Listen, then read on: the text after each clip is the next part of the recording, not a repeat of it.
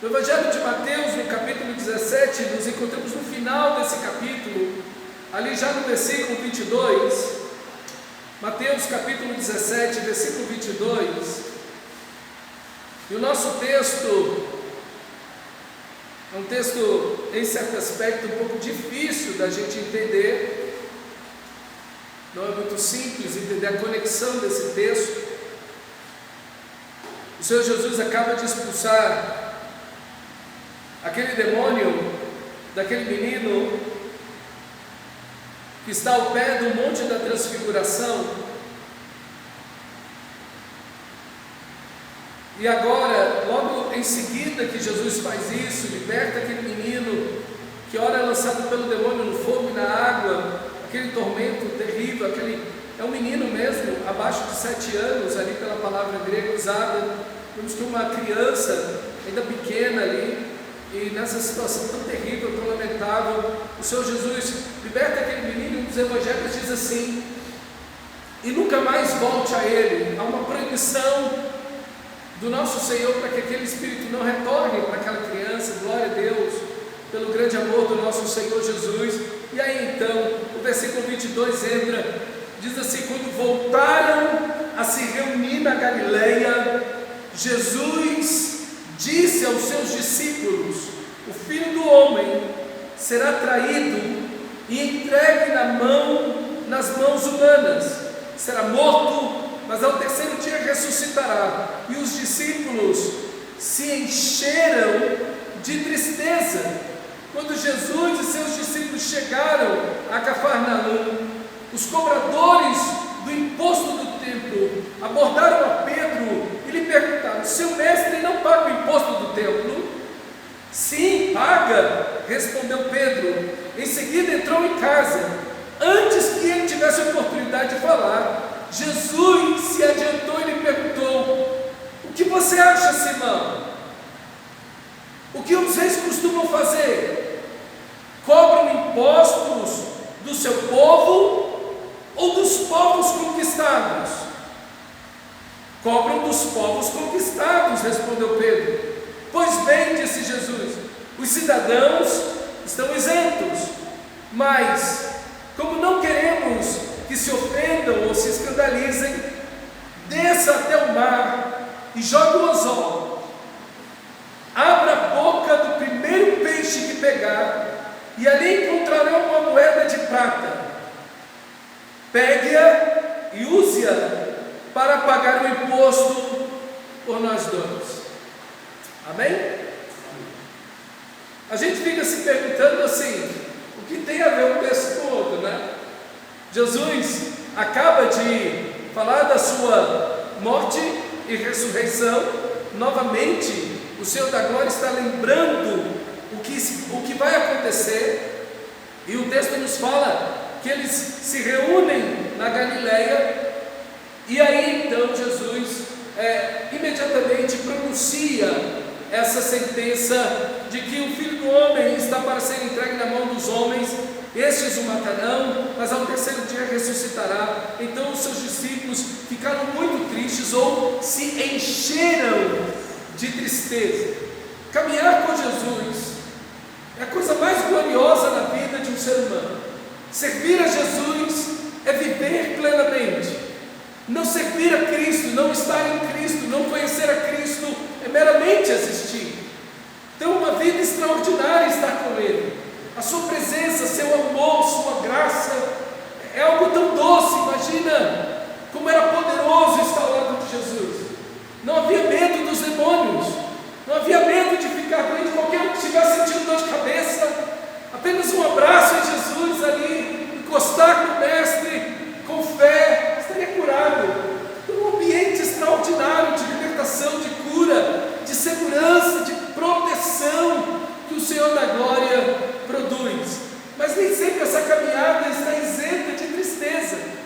Nós certamente queríamos seguir Jesus com os nossos olhos totalmente secos de lágrimas, mas isso só acontecerá na glória, quando dos nossos olhos o Senhor enxugará toda lágrima. E aqui novamente o Senhor, Ele acaba de descer o Monte da Transfiguração, e lá no Monte da Transfiguração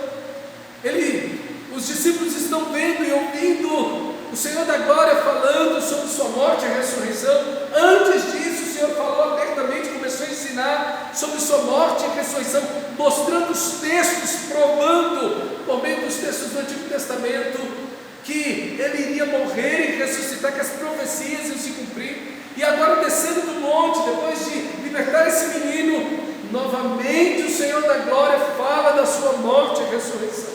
Uma insistência de Jesus.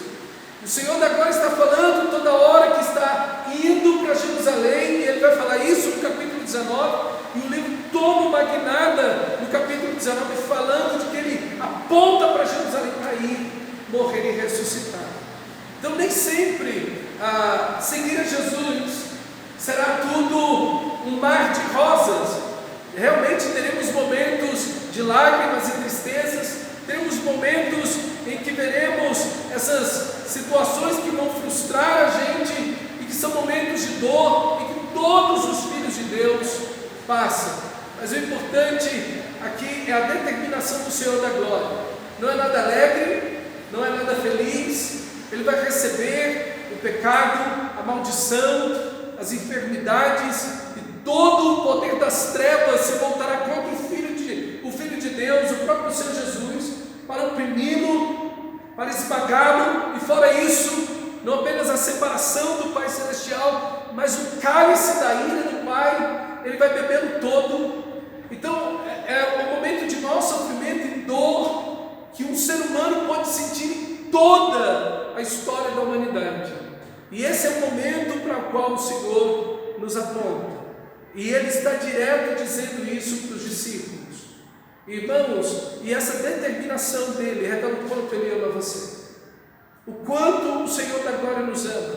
O quanto é preciosa e cara a vida de cada ovelha do pastor das nossas almas. Como o Senhor nos ama. Como o Senhor sabe que enfrentará um sofrimento inimaginável. Mas Ele diz, olha, essa hora é terrível, mas eu me alegro que essa hora se aproxima, porque é a hora do amor, é a hora do amor ser provado até o fim, é a hora da redenção, é a hora da libertação, é a hora onde o império das trevas será destruído, mas é a hora que Deus soltará da morte a tua alma, é a hora que Deus livrará a tua alma do inferno, a tua alma do inferno. E para lá tu nunca mais irá, porque você foi comprado pelo sangue de Jesus. Que coisa maravilhosa, irmãos! Que determinação desta missão que o Senhor tem! Como Ele está determinado a passar por todo tipo de sofrimento, humilhação, escárnio, vergonha e toda a dor do pecado, e toda a maldição, e toda a ira de Deus. Como diz Isaías, ao Pai agradou pisoteá-lo, esmagá-lo, e ele beber o cálice da ira no meu lugar e no seu lugar. Quanto você é amado, irmão, e quanto mais você conhece Jesus, menos medo você vai ter na vida, porque ele enfrentou todas as feras, todo o inferno, todos os demônios, ele enfrentou o diabo, ele enfrentou a morte, ele enfrentou o pecado, ele enfrentou as enfermidades, as maldições, as dores, as culpas no seu lugar. No seu lugar. Nenhuma condenação existe para aqueles que estão em Cristo Jesus, o nosso Senhor. Quanto mais você conhece Jesus, menos medo você vai ter em sua vida. Que você se agarre a essa determinação de amor que Ele tem por você. Que você se firme justamente nesse amor, que o seu coração esteja firmado não em você mesmo, mas no grande amor que Ele tem por você. E imediatamente a esse texto, a construção aqui do capítulo aqui, Mateus ele escreve essa declaração de Jesus que vai à cruz, e imediatamente no versículo 24 ele diz: tendo ele chegado a Cafarnaum, dirigiram-se a Pedro os que cobravam o imposto das 2 dracmas e perguntaram: não paga o vosso mestre as 2 dracmas? Sim, respondeu ele. Então provavelmente Pedro já havia visto Jesus pagando esse imposto. Na sua Bíblia, uma tradução um pouco mais antiga, vai dizer o imposto das 2 dracmas. Aqui em outra tradução já vai trazer a ideia do imposto imposto do templo, e de fato está certo o imposto do templo. Esse texto, ele é único de Mateus, você não vai encontrar ele em outro evangelho, esse texto das 2 dracmas, ele só pertence ao evangelho de Mateus. E Webster, ele diz que esse texto é único em 6 partes. Ele é único porque ele é único em Mateus. Ele é único porque é o único milagre que Jesus faz em seu próprio favor. Jesus não faz mais nenhum milagre em favor pessoal. Todos os milagres que o Senhor fez foi em favor das pessoas.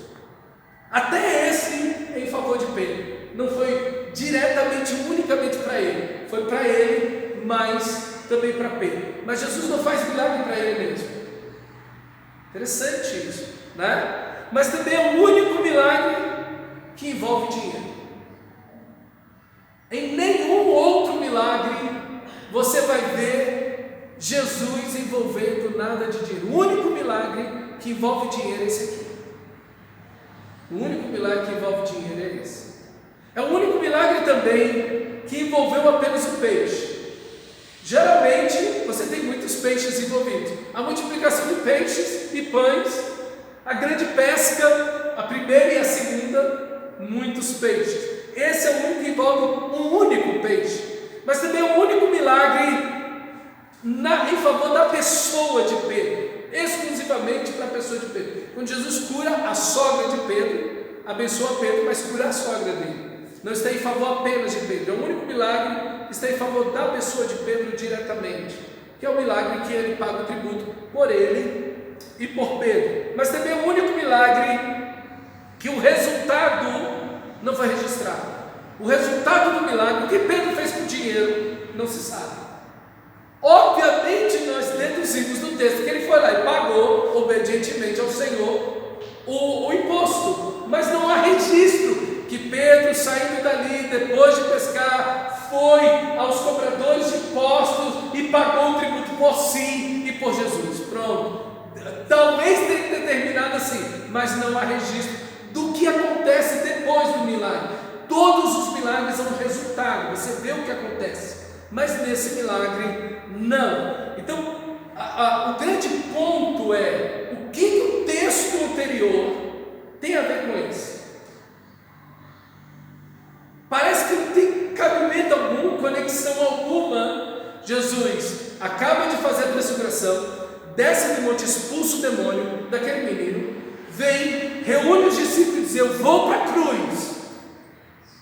E agora Mateus registra que Jesus paga o imposto do templo. O que isso tem a ver para a comunidade para a qual Mateus está escrevendo? Porque esse texto não foi escrito para você em primeira mão, ele foi escrito para uma comunidade de muitas igrejas, para todas as igrejas daquela época, mas principalmente para uma igreja para a qual Mateus pertencia e para a qual ele escreveu. Qual o significado desse texto para essa comunidade? Como essa comunidade entendeu que Jesus está falando da sua morte e ressurreição e logo em seguida o pagamento do imposto do templo? Qual é a conexão? Como é que aqueles irmãos receberam esse texto, entenderam esse texto e como esse texto abençoou aquela comunidade? Então essa tarefa é muito simples de se fazer, e aí nós temos essa conexão entre os dois textos. Para isso eu preciso que você abra a sua Bíblia no livro de Êxodo. Então não perde Mateus 17, põe o dedo aí em Mateus 17. Agora você vai abrir em Êxodo capítulo 30. Êxodo capítulo 30, versículo 11.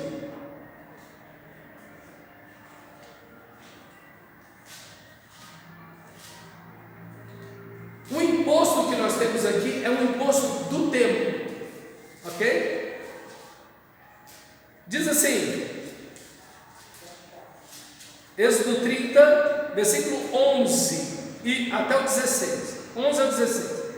Disse mais o Senhor a Moisés: quando fizerdes recenseamento dos filhos de Israel, cada um deles dará ao Senhor o resgate de si próprio, quando os contares, para que não haja entre eles praga nenhuma, quando os arrolares.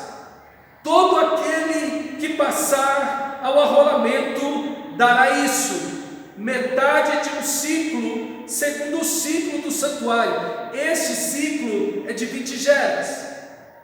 A metade de um ciclo é a oferta ao Senhor. Qualquer que entrar no arrolamento, isso é, no recenseamento, de 20 anos para cima, dará oferta ao Senhor. O rico não dará mais de meio ciclo, nem o pobre menos, quando derem a oferta ao Senhor, para fazer expiação pela vossa alma. Tomarás o dinheiro das expiações dos filhos de Israel e os darás ao serviço da tenda da congregação, e será para memória aos filhos de Israel diante do Senhor, para fazerdes expiação pela vossa alma. Já conectou então o texto, certo?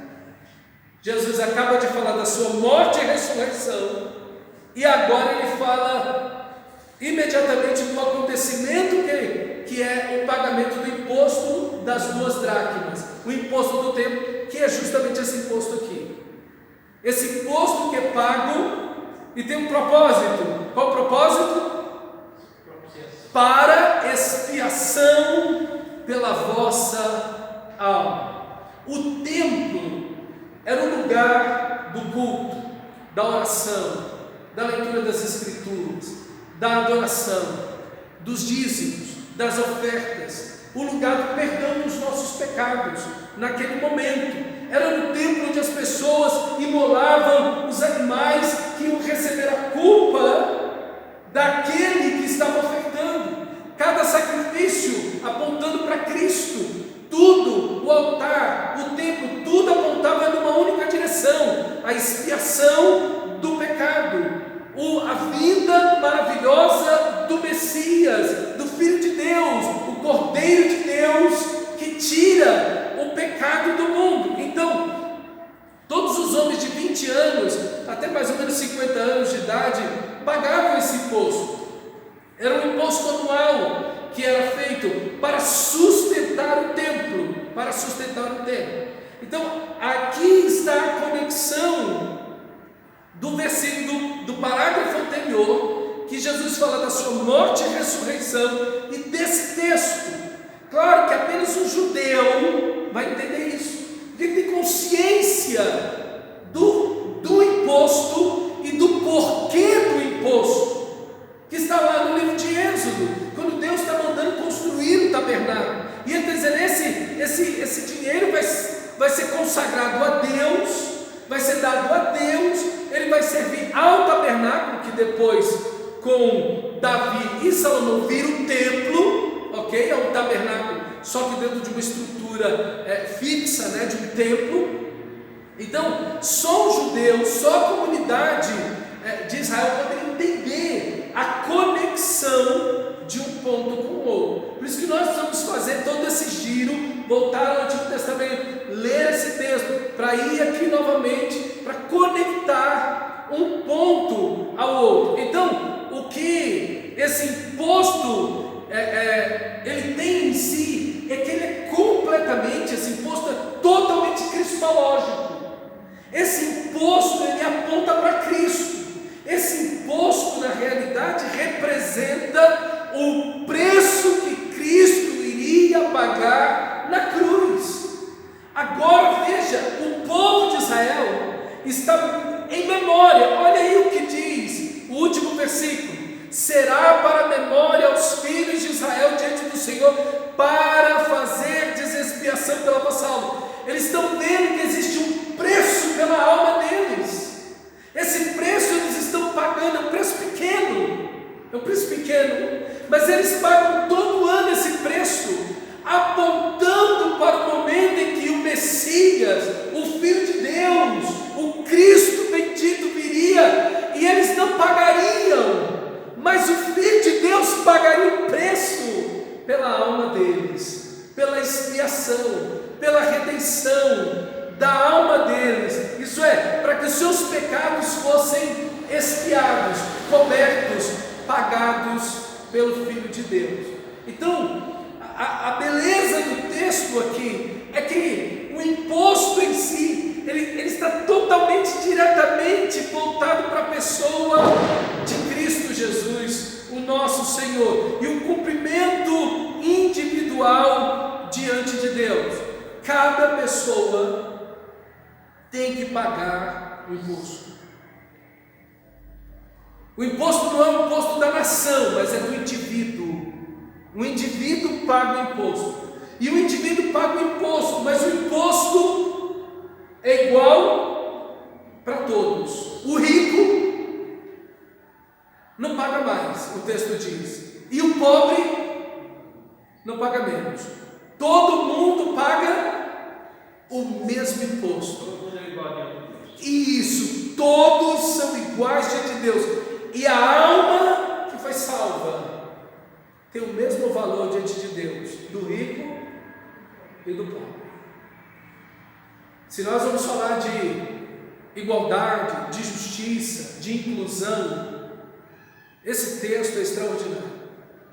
A alma de uma pessoa, independente se é homem ou se é mulher, independentemente se é rico ou pobre, independentemente se é estrangeiro ou é da nação de Israel, todos têm o mesmo valor diante de Deus. O sangue de Jesus foi derramado pela igreja que está lá na expansão do interior, do mesmo jeito que é para uma mega igreja, uma rica igreja que está na capital. O mesmo sangue foi derramado pelo crente pobre, pelo crente rico, pelo crente analfabeto, pelo diplomado. Não tem a mínima diferença diante de Deus a condição social ou o gênero dessa pessoa, se é homem ou se é mulher. Coisa linda isso, coisa bonita, essa ideia da redenção, que o Senhor da glória vai prover uma expiação da vossa alma. A alma precisa ser expiada, porque o pecado está primeiro na alma, está primeiro na mente, está no espírito, está no corpo, é o ser inteiro caído em pecado diante do Senhor. Então será expiação pela vossa alma. A alma vai ser perdoada, o sangue vai purificar o indivíduo, e não para que não haja praga entre eles, isso é, não haja maldição entre o povo. E interessante que talvez tenha sido esse motivo que a praga veio quando Davi mandou recensear a nação de Israel, e ele viu que o exército dele tinha mais de 1.100.000 homens. Então foi um momento em que a nação de Israel estava no auge do poder, e talvez tenha sido esse o motivo daquela praga que veio contra o povo de Israel, porque eles esqueceram do Redentor. O preço do imposto, ele sustentava o templo, ele era dado ao Senhor, ele é consagrado ao Senhor, e ele era para sustento do templo, ele era um memorial para você lembrar que a alma de cada pessoa tem um valor, tem um preço diante de Deus.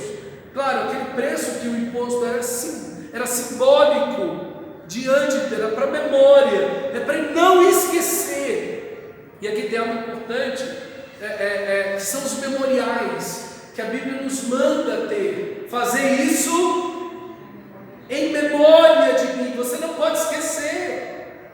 Você não pode esquecer. E é interessante que Paulo usa esse texto, Jesus usa esse texto, fala isso. E como nós vamos esquecer de Jesus? Como nós vamos esquecer do sangue derramado, da alma do nosso Senhor derramada naquela cruz? Ele derramou sua alma até a morte. Veja, nós conseguimos esquecer disso.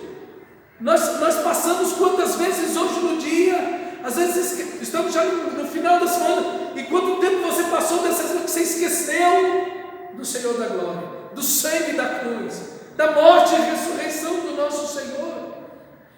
São coisas que nós precisamos lembrar sempre, e lembrar diariamente, cotidianamente. É o que não podemos perder de vista. Por isso que você vê Deus nessa repetição, tanto no Antigo Testamento quanto no Novo Testamento. E você fala para a criança quando acorda, quando levanta, quando vai deitar, no caminho, quando está comendo, e você está falando da palavra de Deus o tempo inteiro. Você está se envolvendo com a palavra, você está se cercando das Escrituras. E se existe algo que nós devemos nos cercar, é da cruz do nosso Senhor e Salvador Jesus Cristo. Deve ser um tema recorrente dentro da casa cristã, dentro da família cristã. A morte e a ressurreição de Jesus, as Escrituras Sagradas, a palavra de Deus, deve ser algo recorrente. A meditação de um texto, a relembrar a pregação, o estudo, o compartilhar, a adoração, compartilhar textos, a adoração que devemos dar ao Senhor, momentos de oração. Nós devemos sempre estar envolvidos nesse ambiente da graça de Deus, do nosso Senhor, até que esse imposto apontasse para esse sacrifício perfeito. Ele deveria ser dado, entregue, e aí então, até que o ano 70 chegou, quando obviamente toda aquela estrutura estava bem corrompida do culto, e aí Jesus tem que virar as mesas, aquela coisa toda, por causa da contaminação. Eles fizeram do culto não ao Senhor, mas ao dinheiro, e agora o Senhor da glória precisa descrever que aquilo tudo será destruído, e esse imposto não precisa ser mais pago, porque ele foi pago definitivamente naquela cruz, não por nós, mas agora pelo Cordeiro de Deus, Deus pagando o preço pela nossa alma, pela nossa vida. Glória a Deus por isso, meus irmãos. Mas esse mesmo imposto aqui deve ser algo que deve trazer uma aplicação para mim, para você, e deve ser algo que deve estar no nosso coração. Do mesmo jeito que esse imposto era pago para sustentar o templo, e esse templo deveria proclamar a vinda do Messias, da mesma forma, os cristãos devem ser fiéis a Deus em sua vida financeira, porque quando você entrega seu dízimo ao Senhor, porque você não paga um dízimo para a igreja, seu dízimo é uma expressão de amor, adoração, gratidão ao seu Senhor, que te salvou, que te redimiu, que sustenta você, de quem você depende. Quando você não dizima, você está dizendo: Deus, eu não dependo de ti, eu dependo de mim mesmo, do meu esforço, é de mim mesmo que eu dependo. Mas quando você dizima, você está dizendo: Senhor, eu dependo de ti, eu sou grato a ti, porque eu sei que tudo que tenho, tudo que eu sou, vem de ti, Senhor. Quando você entrega seu dízimo ao Senhor, e você entrega ao Senhor, esse dízimo vem para a igreja.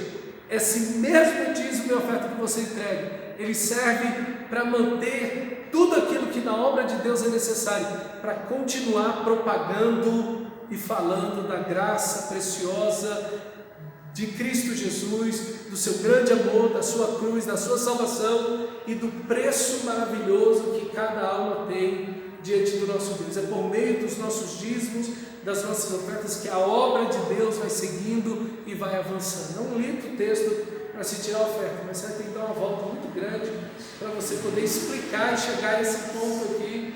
Mas é lindo a aplicação desse texto, o valor que cada alma tem. Então, quando eu dizimo, quando eu oferto, eu estou lembrando da minha gratidão a Deus, eu estou lembrando da dependência que eu tenho dele, mas também eu estou olhando para a sua obra, dizendo: meu Deus, a sua obra precisa prosseguir, a sua obra precisa avançar, a sua obra aqui e em outros países precisa prosseguir, e ela prossegue através dos dízimos, das ofertas que nós damos com amor, com gratidão, voluntariamente, porque te amamos e confiamos em ti. Mas isso faz seguir a tua obra adiante, faz levar a tua obra adiante nós podemos sustentar mais missionários, nós podemos dar uma condição melhor no campo missionário, na própria igreja local, porque somos fiéis ao nosso Senhor. E fazemos isso para que Cristo Jesus seja proclamado e que cada pessoa possa ouvir do Evangelho do nosso Senhor. Então, o propósito também dos nossos dízimos e ofertas segue na mesma direção aqui. Agora que entendemos o princípio central do texto, precisamos entender os outros princípios que estão no texto. Quando eles cobram o imposto de Jesus, Jesus traz uma parábola para Pedro. Olha aí, Simão, o que te parece? Agora volta para Mateus. Simão, o que te parece? De que cobram os reis da terra impostos ou tributos? Dos seus filhos ou de estranhos? Respondeu Pedro, versículo 26. Dos estranhos. Jesus lhe disse: logo estão então isentos os filhos. Então aqui, o que Jesus está mostrando para Pedro e também aquela comunidade é que eles estão cobrando impostos de Jesus, e é direto para Jesus. O teu mestre não paga as 2 dracmas. Quando o imposto é pago, principalmente na monarquia, os filhos do rei pagam o imposto? Não, porque o imposto é para quem? É para o rei, é para a monarquia. Quando eles cobram o imposto de Jesus, eles estão dizendo o quê? Que ele não é o Filho de Deus. Você não é o Filho de Deus. Nós não te reconhecemos como Filho de Deus. Então você tem que pagar o imposto. Então o que Jesus está trazendo para a mente de Pedro é isso. Olha, Pedro, eles não me reconhecem como Filho de Deus. E o que você faz quando você é rejeitado? Está vendo? A maneira como Jesus lidar com a rejeição é extraordinária, porque Jesus agora tira uma lição. Jesus está sendo rejeitado, ele não é o Filho de Deus, então ele tem que pagar um imposto. Jesus pega isso e agora traz uma lição para Pedro e mostra para Pedro que ele, como Filho de Deus, deveria ser honrado, mas não é. Ele, como Filho de Deus, não deveria pagar um imposto, porque ele mesmo é o imposto. Aqui o ponto é esse, é que ele é o próprio imposto que vai ser pago pela alma de todo aquele que ele vai ser a oferta. Ele é o Cordeiro de Deus. Ele acabou de dizer: eu vou para Jerusalém, eu vou ser entregue na mão dos homens, eu vou morrer e vou ressuscitar. Ele é o preço da nossa salvação. Ele é o preço da nossa salvação. E agora, o texto sagrado nos mostra que ele é rejeitado e não é reconhecido como o Filho de Deus. E então Jesus traz essa parábola para Pedro, para dizer para ele que, o filho não deveria pagar. Muita gente usa esse texto para querer dizer que o cristão não deve pagar imposto. Está errado, porque esse texto está mostrando que o rei é Deus e que o filho é Jesus. Ele não deveria pagar imposto, mas alguém que usa esse texto para dizer: está vendo, o cristão não deve pagar imposto, porque tudo é nosso, diz Paulo em Coríntios, tudo é vosso, vós de Cristo e Cristo de Deus, tudo é vosso, a vida, a morte, tudo é do Cristo, tudo é da igreja. Então a igreja não deve pagar imposto. Não. Jesus paga o imposto. O filho, mesmo sendo filho, paga o imposto. Então o texto não está dando um aval para ninguém passar a perna em ninguém. Não, a gente não deve pagar imposto de renda, a gente não deve declarar nada, não. O texto mostra que a gente deve pagar impostos, ok? Oi? Sim, Romanos capítulo 13, vamos chegar nisso daqui a pouco. Os israelitas, eles não se consideravam filho de Deus, era proibido dizer se declarar filho de Deus? Sim. Num sentido, os judeus se diziam filho de Deus, no sentido de criação. Mas quando você, na mente deles, quando você dizia, eu sou filho de Deus, você está dizendo que é igual a Deus, que você saiu de Deus, que você tem a mesma natureza de Deus, que você tem os mesmos atributos de Deus. Então isso para um ser humano é impossível. Por isso que quando Jesus dizia, eu sou filho de Deus, o pessoal catava pedra para jogar nele. Diferentemente da nossa ideia ocidental. Eu também sou filho de Deus. Qualquer bêbado, qualquer doido, qualquer um diz, eu sou filho de Deus, entendeu? Então, mas não é isso o que eles tinham na mente deles, ok? Então, aqui Jesus vai então e diz para Pedro, Pedro, vá lá e pesca. Então eles não entendem que eu sou filho de Deus, eles não admitem isso, e eles devem, vamos pagar o imposto como sempre fazemos. Então, outra lição maravilhosa aqui, são lições que não é a lição central, mas são lições adjacentes, né? Aqui é que tudo que nós fazemos, até pagar o imposto, deve ter Cristo em nosso coração. Nós devemos lembrar de Cristo, da sua morte e ressurreição em todas as facetas da nossa vida, em todas as áreas da nossa vida, em tudo que nós formos fazer. Cristo deve ser a razão, o motivo. A cruz deve ser o centro da vida do cristão. Quando eu trabalhava, eu tinha certeza no mês de abril, chegar próximo abril, fazer o imposto de renda. Tem um contador comum lá que fazia, né, sem receber tudo, ele inventava um monte de coisa. Toda camada de empreendedor, todo mundo fazia desse cara. Ele disse, não, eu quero receber o que for justo. Aí pegava outro contador da loja mesmo e fazia para mim. Mas essa é a mentalidade do cristão. A justiça entra na mente dele. A mentalidade do cristão é a justiça. Ele entende a justiça de uma forma mais profunda por causa da cruz. Ele entende que ele, por causa dos seus pecados, merece a condenação do inferno, mas diante da graça de Deus, ele foi salvo.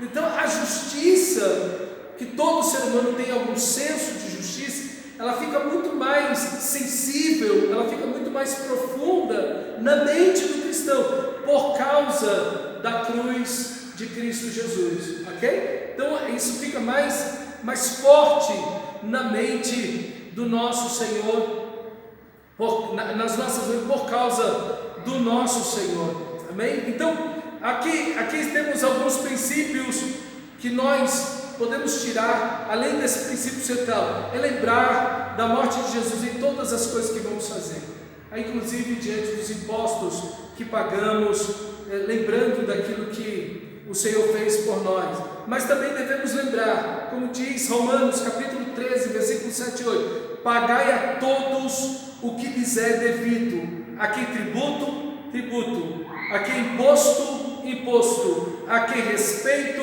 respeito, a quem honra, honra. A ninguém fiqueis devendo coisa alguma, exceto o amor com que vos ameis uns aos outros. A Bíblia nos manda sermos cidadãos exemplares.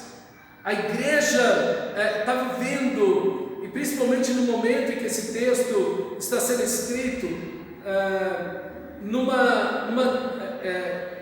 no império. Então, quando você proclama Jesus como rei, quando você proclama Jesus como Senhor de todo o universo, não apenas o Criador, o Senhor, mas o Rei aqui e agora, você está entrando em conflito diretamente contra os poderes desse mundo, contra o imperador, contra o Império Romano. Você está entrando em conflito com todo mundo, com todas as autoridades, porque você já estabeleceu Cristo como Rei na sua vida. Mas como a igreja deve se comportar? A igreja deve pagar imposto, o cristão deve pagar tributo. Como é que a igreja deve se comportar aí? Então, a igreja, segundo o Novo Testamento, deve ser um exemplo de vida cidadã. O cristão deve ser um cidadão exemplar para o mundo inteiro. O cristão paga impostos, o cristão vota, o cristão paga tributos, o cristão dá honra a quem tem honra, ele não xinga as autoridades, ele ora pelas autoridades. A Bíblia nos chama a orar pelas autoridades. O mundano xinga as autoridades, o cristão ora por elas. O cristão ora por elas. Veja a mentalidade de um cidadão exemplar que o cristão deve ser, ok? O outro princípio aqui que nós temos é que nós devemos sustentar o templo, devemos sustentar a obra de Deus, o reino de Deus, até a segunda vinda, com as finanças e as bênçãos que o Senhor nos deu. Lembrando que cada investimento que fazemos no reino de Deus, ele é eterno. Cada investimento desse é eterno. Os nossos dízimos e ofertas, eles devem ser usados para o crescimento, para o avanço do reino de Deus, para que o reino de Deus continue avançando, propagando-se para a glória de Deus. O quarto princípio aqui é para que eles não se escandalizem. O seu texto diz aí de Mateus, eles devem ser pagos o tributo para que não se escandalizem. Deus não quer que a igreja dê escândalos em esfera alguma da sociedade, principalmente com dinheiro. Principalmente com dinheiro. Jesus disse: Pedro, para que eles não se escandalizem, vai lá e pesca. O primeiro peixe que você pegar, você vai abrir a boca dele, vai tirar uma moeda da boca dele, que vai dar para pagar exatamente o meu imposto e o seu imposto. Deus não quer que a sua igreja escandalize o mundo, que a igreja seja transparente com o dinheiro, que a igreja pague os impostos, que é ordem que ela pague, que a igreja pague o aluguel dela, que a igreja não fique devendo, assim também o cristão. O cristão. E, pastor, mas eu estou numa situação difícil, eu estou com as minhas finanças apertadas, o que eu faço? Clama a Deus. Clama a Deus, diga: Senhor, eu estou nessa situação aqui financeira, Senhor, tem misericórdia de mim, Senhor, faz um milagre na minha vida, levanta os recursos, porque se eu deixar de pagar isso, é o teu nome, Senhor. Agora lembre, você não pode ficar fazendo dívidas, achando que Deus vai cobrir as suas dívidas. Não há nenhuma autorização bíblica para um cristão fazer dívidas e dizer: não, Deus vai assumir minhas dívidas depois. Muitas vezes, e na realidade, na maioria das vezes, a dívida é feita pelo cristão. Com certeza vai ter uma ou outra aí dizendo que o diabo usou seu cartão de crédito, mas não acredite nisso, foi você. Ok? Então não foi o diabo que entrou nas suas finanças, foi você que fez mau uso muitas vezes do recurso que Deus te deu. Fez mau uso do meu dinheiro. E agora, pastor, o que eu faço? Vá aos pés da cruz, bata no trono da graça, na porta da graça, peça perdão, Senhor, e peça: tem misericórdia de mim, tem misericórdia de mim, Senhor. E eu tenho que aprender a usar melhor o recurso que o Senhor me deu. Eu não posso usar de maneira errada o recurso. Veja, o princípio aqui é que nós não devemos deixar de investir no reino de Deus. Não devemos. Deus não quer que você deixe de investir no reino dele. Deus levantou o recurso, fez um milagre para que Pedro pudesse investir no reino de Deus. E a igreja também deve fazer isso, o cristão deve fazer isso. O cristão não deve deixar de dizimar e de ofertar. Não há bênção nisso. Nunca e jamais haverá bênção na infidelidade. Deus nunca nos chamou para ser infiéis, inclusive nos nossos dízimos e ofertas. Não há bênção nenhuma. Pelo contrário, esse texto do Antigo Testamento ele é bem forte quando Deus diz: maldito aquele que, tendo o animal limpo, o animal perfeito, traz o coxo, o berrento para ofertar para mim, traz a sobra, o resto. E Deus disse: maldito é aquele que faz isso. Como é que eu aplico esse texto no Novo Testamento, já que eu não posso ser amaldiçoado mais por Deus, porque Cristo levou sobre si todas as nossas maldições? Irmão, eu quero dizer para você que você com certeza, deixa de receber bênçãos de Deus por fazer isso. Você desonra a Deus, porque a nossa oferta deve falar como a oferta de Abel. A nossa oferta deve ecoar. Quando eu dizimo e oferto, o meu dízimo e oferta, ele ecoa na vida das pessoas e do reino de Deus que avança, esse reino de Deus que avança aqui, esse reino de Deus que avança na África.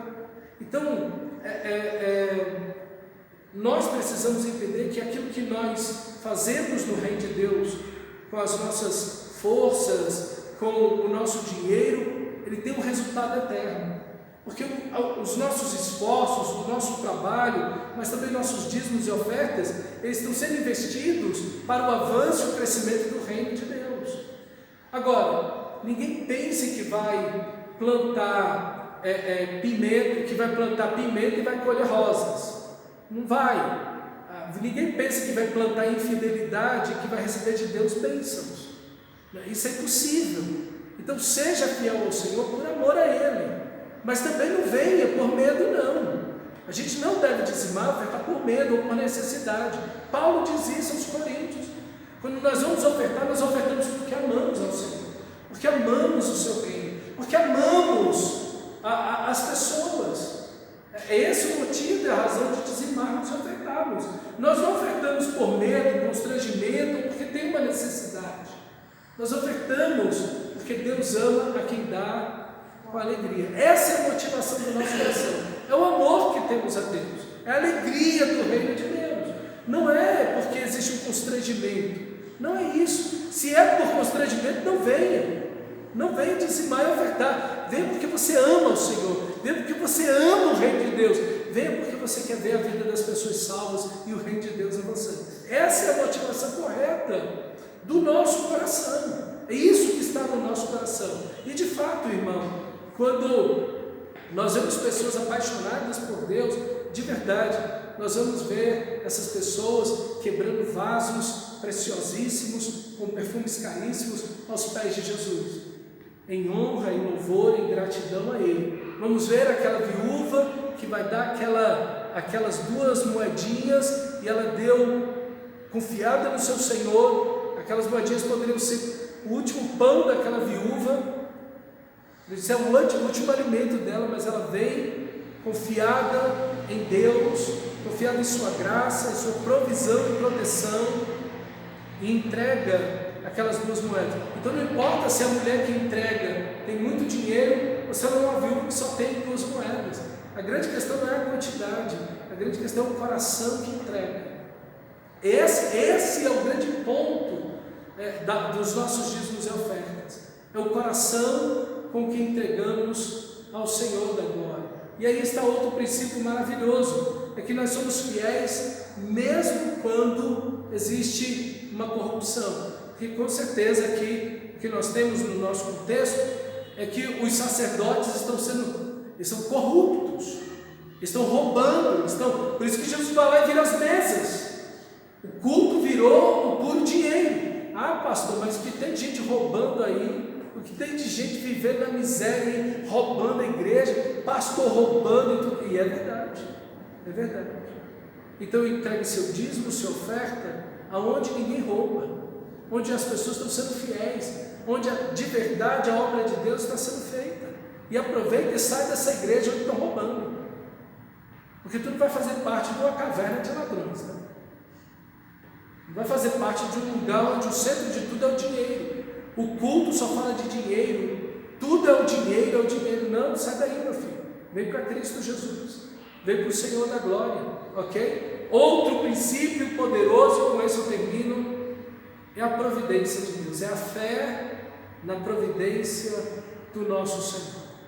Pedro pegou uma lição maravilhosa aqui, que com certeza ele transmite em sua epístola 1 de Pedro, fazendo conhecida diante dele todas as vossas ansiedades, porque Ele tem cuidado de vós. Fé. Eu sei que o meu Senhor vai prover para mim. Eu sei que eu posso dizimar, ofertar. Eu sei que eu posso ser fiel financeiramente ao meu Senhor, porque Ele vai prover para as minhas necessidades. Eu não estou nesse mundo confiado na força do meu braço. Eu estou confiado no grande amor daquele que entregou sua vida por mim. Aquele que não poupou o seu próprio filho, antes de poupá-lo, por todos nós o entregou. Porventura, a pergunta retórica, porventura não nos dará graciosamente com Cristo todas as coisas? Ele vai cuidar de nós, Ele vai abrir portas, Ele vai criar caminhos, Ele sabe da nossa necessidade antes que nós peçamos. Ele conhece a nossa realidade e por isso nós podemos aprender com o Criador, com o nosso Salvador. Diante das ansiedades de comer, vestir e beber, busque em primeiro lugar o reino de Deus e a sua justiça, sabendo que essas coisas, comer, vestir e beber, te serão acrescentadas. Ele está cuidando de você. E não se turbe ao pequeno rebanho, porque o Pai agradou de dar-vos o reino. Então não tenha medo de dar esmolas, de ser fiel a Deus, como vai dizer Lucas. E ele vai falar de dinheiro ali. Deus está cuidando de cada um de nós. Ele sabe das nossas angústias, das nossas necessidades. E Ele está cuidando de cada um de nós. Obrigado, Senhor. Obrigado. Tão bendito, tão maravilhoso é o Senhor. Obrigado